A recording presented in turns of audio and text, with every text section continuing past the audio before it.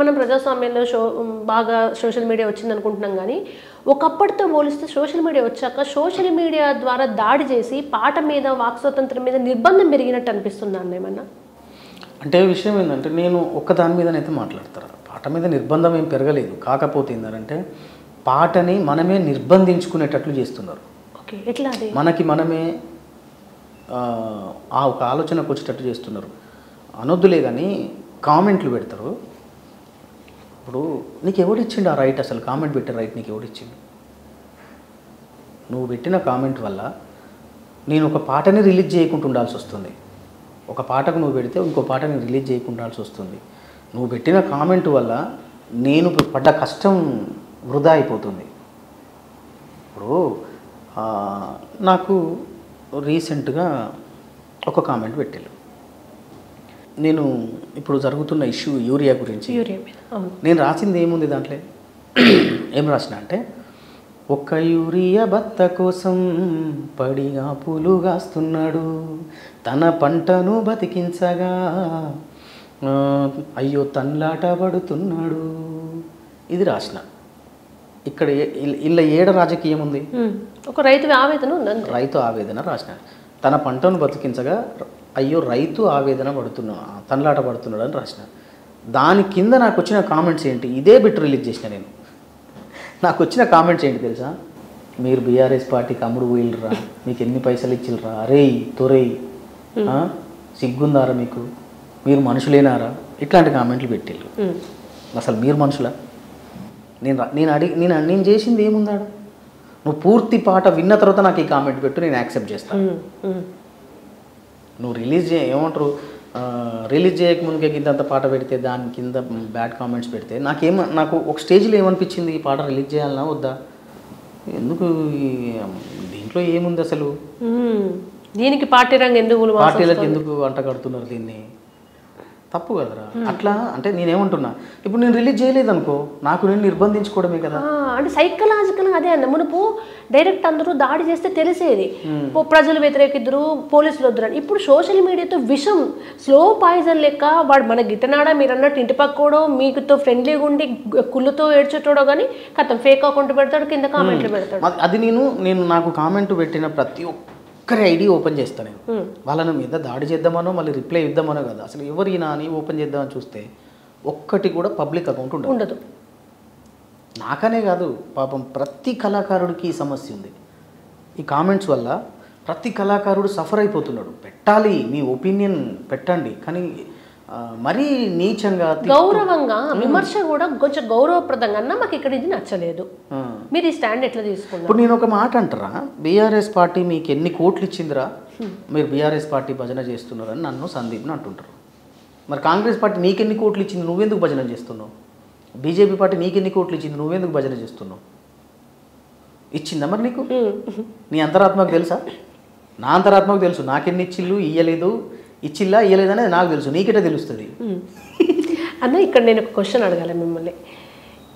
కేసీఆర్ తెలంగాణ ఉద్యమం అవునన్నా కాదన్నా ముందు నడిపించిన కేసీఆర్ అంటే అన్నిటికీ అతీతంగా ఆయన మీద అభిమానం, ప్రేమ వస్తుంది. పార్టీయా బీఆర్ఎస్, ఆయన పార్టీతో సంబంధం ఉండదు. ఆయన ఇవాళ అన్ని వదులుకొని రాజకీయ సన్యాసం చేసి బయటకు వచ్చిన ఆయన అంటే ప్రేమ.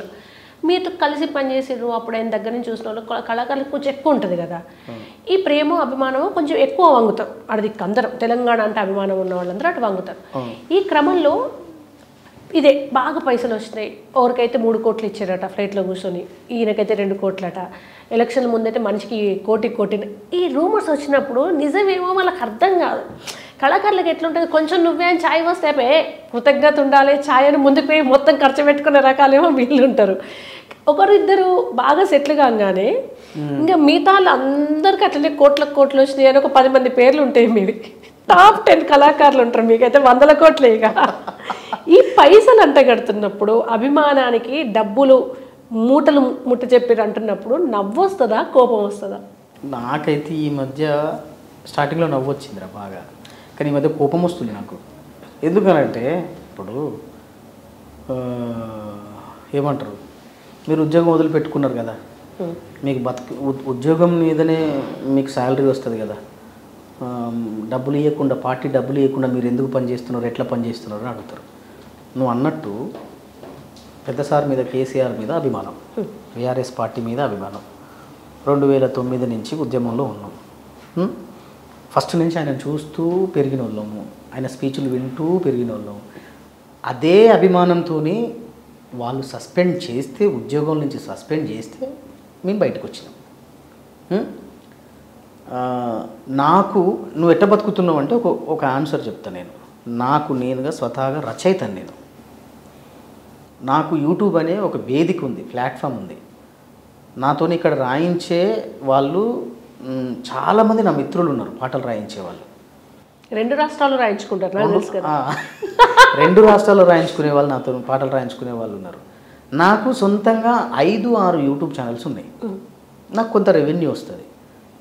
నాకు బట్ట పొట్ట పిల్లలు బతకడానికి ఉంటే చాలు అనుకునే మనిషిని నేను. అంగు ఆర్భాటాలు వేసుకోవాలని అంటే మస్తుగా చేయొచ్చు, మస్తుగా తీసుకోవచ్చు, డిమాండ్ చేసి బతకొచ్చులే. కానీ మేము అట్లా అనుకోలేదు కదా, మేము అట్లా అనుకోలేదు.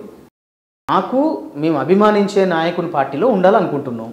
వాళ్ళు మాకు అక్కడ గౌరవం ఇస్తున్నారు, మమ్మల్ని గుర్తిస్తున్నారు. ప్రోగ్రామ్ చేసినప్పుడు ఇన్ని పైసలు ఇస్తున్నారు, ఓ 50,000 1,50,000 ఇస్తారు. అందరి పిల్లలకు పోను, మిగిలితే సందీప్కు నాకు ఎంత మిగిలితే అంత మీరు తీసుకుంటాం. లేదు అనుకో, మిగలలేదనుకో, చేతుల నుంచి పెట్టుకున్న ప్రోగ్రామ్స్ చాలా ఉన్నాయి 2 సంవత్సరాల నుంచి. కళాకారుడు ఆశించేది గౌరవం ఫస్ట్. అది ఇస్తే అంత పెద్ద వ్యక్తి మనల్ని గౌరవించినప్పుడు మనం చెయ్యాలి అనే ఇంటెన్షన్తో పోతారు తప్ప ఆ ఫ్లైట్ మన విమానంలో కూర్చోబెట్టుకున్నారు, పెద్ద బ్రీఫ్ కేస్ తీసుకొచ్చి. ఇప్పుడు ఏమైపోయిందంటే నన్ను సందీప్ని ముఖ్యంగా ఈ వేదిక నుంచి ఒక మాట చెప్పాలనుకుంటున్నారు. నన్ను సందీప్ని బీఆర్ఎస్ పార్టీకి పనిచేస్తున్నారు వీళ్ళు, బీఆర్ఎస్ పార్టీకి పాటలు రాస్తున్నారు, బీఆర్ఎస్ పార్టీకే పాటలు పాడుతున్నారు అనే ఒక మేము చేసేది కూడా వాస్తవానికి అదే. దానివల్ల కళాకారులు కూడా చాలామంది మా వాళ్ళు కళాకారులు కావచ్చు, బయట వాళ్ళు కూడా మేము ఏమంటారు పాకిస్తాన్ వాళ్ళు ఉగ్రవాదులు, వీళ్ళు ఉగ్రవాదం చేస్తున్నారు, వీళ్ళతో మాట్లాడొద్దు, వీళ్ళతో తిరగొద్దు, వీళ్ళతో ఉండొద్దు, వీళ్ళని ఎక్కడ కలుపుకోవద్దు అనే భావనతో మమ్మల్ని ఉగ్రవాదులను చూసినట్టు చూస్తున్నారు. అదేం బుద్ధి నాకు అసలు, అదేం నాకు అర్థం కావట్లేదు. నేను సైమల్టేనియస్గా ఇప్పుడు బీఆర్ఎస్ పార్టీకి సందర్భం వచ్చినప్పుడు పాటలు పాడినాం, సందర్భం వచ్చినప్పుడు పాట రాస్తున్నాం. కానీ అంతే సమానంగా సమాజం కోసం కూడా రాస్తున్నాం కదా, సమాజం కోసం కూడా పాడుతున్నాం కదా. గద్దరన్న చచ్చిపోయిన గంటలనే పాట రాసినాను, అద్భుతమైన పాట ఇచ్చాను. ఒక్కసారి ఆ పాట. కూలిపోయేనే మా పాటల శిఖరం, రాలిపోయేనే ఈ పేదల రాగం. కూలిపోయేనే మా పాటల శిఖరం, రాలిపోయేనే ఈ పేదల రాగం. నింగికెగసినాది ఓ ఎర్రని గానం, నింగికెగసినాది ఓ ఎర్రని గానం. పయనమైపోయినది పోరు ప్రవాహం. జోహారు గద్దరన్న జోహారులే నీకు, పోరాట పాటదారికి దిక్కు ఎవ్వరు. జోహారు గద్దరన్న జోహారులే నీకు, పోరాట పాటదారికి దిక్కు ఎవ్వరు.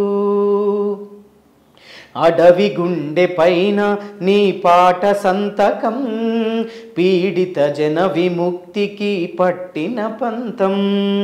సమాజ నిర్మాణం వైపే పయనం, జీవితమంతా ప్రజా ఉద్యమగానం. పేదోళ్ళ పాటకు తుపాకి మోత బహుమతి, పేదోళ్ళ పాటకు తుపాకి మోత బహుమతి. ఆ తూటాలను కడుపులోన పాట దాసుకున్నది. జోహారు గద్దరన్న జోహారులే నీకు, పోరాట పాటదారికి దిక్కు ఎవ్వరు. ఏం రాసినావన్న పాట.